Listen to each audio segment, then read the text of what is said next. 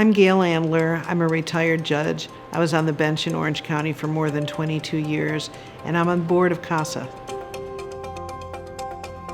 I support CASA of Orange County because I know how important the work that it does is. From the time that I first became aware of CASA, I knew that the volunteers who were going to be the voice for those children in court were going to give me vital information to make sure that I can make decisions in the best interest of the children.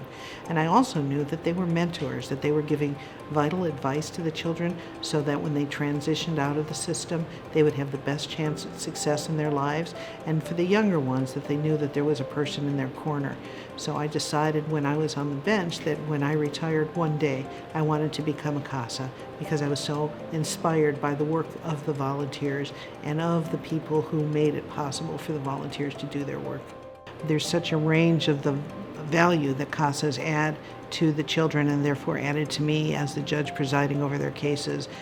During my time on the bench, I heard CASA volunteers tell me how the first time their child saw the ocean was when they were able to take them on a field trip, or the child who needed glasses but was too embarrassed to tell anybody. And the CASA noticed that the child was having vision problems, got glasses, and the child's grade soared to the CASA who was able to help their youth figure out what kind of job they wanted to have, fill out the job application, and practice interviewing.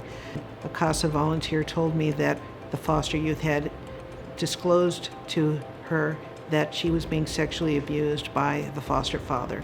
This was a young girl who was in the system because she'd been sexually abused to begin with, and she'd had some failed placements, so she never was going to tell anybody until she found a CASA volunteer that she could trust, and she disclosed it, and we were able to remove her from that placement, and I believe it was life-saving.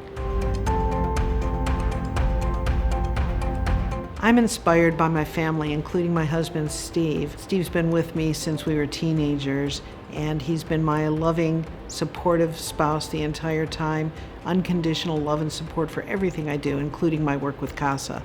I'm inspired by my mother, who is so strong and resilient. She's one of the strongest people that I've ever met, and she's given me that gift of understanding the value of strength and resiliency, which our foster youth really need. I'm inspired by my sister, who in her retirement from the practice of law still gives back to foster youth by being a CASA herself. I'm inspired by my daughter, who's a pediatric emergency room physician, who's a healer, who always wanted to work with children.